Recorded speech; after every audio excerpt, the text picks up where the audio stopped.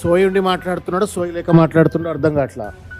కనీస రాజ్యాంగ నిబద్ధత లేకుండా, కోర్టుల పట్ల గౌరవం లేకుండా పిచ్చి పిచ్చిగా మాట్లాడి ప్రజలను మభ్యపెడితే టీవీలు గాను చూపెడుతున్నాయి, పేపర్లు రాస్తున్నాయి.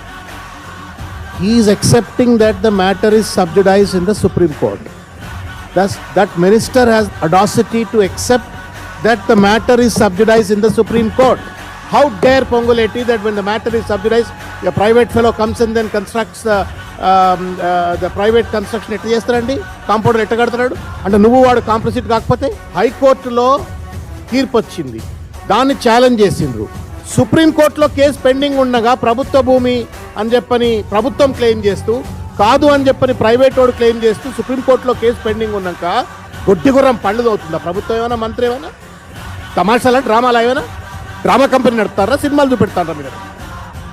Matter is sub judice in Supreme court.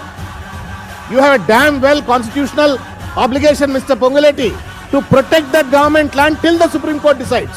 He is acting under oath. తమాషా నీ అమ్మ డ్రామా కంపెనీ నడుపుతానడా అంటే నీకు సుప్రీంకోర్టు గౌరవం లేదు, హైకోర్టు గౌరవం లేదు. నువ్వు మంత్రి అయిపోగానే కొమ్ములు వస్తాయి నీకేమన్నా దోచుకోపోవడానికి, దొబ్బకపోవడానికి.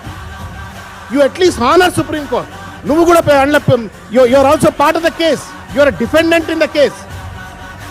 నువ్వు డిఫెండెంట్ అయిన భూమిలో ఎవడో వచ్చి నా భూమి అని చెప్పని క్లెయిమ్ చేస్తే ప్రభుత్వం ఊకుంటుందట, మళ్ళీ ఎగబడి బీఆర్ఎస్ మీద దాడి చేస్తాడట. దయచేసి మీడియా వాళ్ళు ఏమడగకూరింది, ఇందులో ఒకటే ఒక మర్మం. Are you constitutionally bound or not? నీకు కోర్టులు అంటే విలువ ఉందా లేదా? నువ్వు సుప్రీంకోర్టు కేసులో నువ్వు కూడా భాగస్వామ్యా కాదా? నువ్వు సుప్రీంకోర్టు కేసులో భాగస్వామ్యం అయిన తర్వాత కాన్ఫ్లిక్ట్లో, లిటిగేషన్లో ఉన్న భూమిలో ఎవడో ప్రైవేట్ వాడు వచ్చి ప్రభుత్వ భూమి కాదు నా భూమి అని చెప్పని వాడు కాంపౌండ్ కడుతుంటే నువ్వేం గడివిక్తానో చెప్పు మరే. అది అడగొద్దా? అడిగితే హరీష్ రావు గారి మీద దాడి, బీఆర్ఎస్ మీద దాడి. సిగ్గు ఎక్కువ లేదు ప్రెస్ మీట్ పెట్టడానికి ఇవాళ.